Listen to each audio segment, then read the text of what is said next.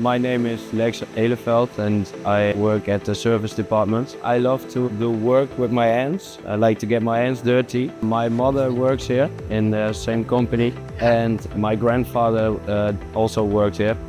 So I'm third generation in this company. He wanted to work with his hands. He's a fast worker. He's not afraid to pull up his sleeves. He has a lot of joy in his work. You see progression in your work and you see when your work's done, you build it from the start, you build it up, and here working with your hands, it's perfect. It's a very nice team where he's working and he can learn a lot and he has lots of possibilities here. I think it's a very beautiful story that my mom, her father-in-law brought her here.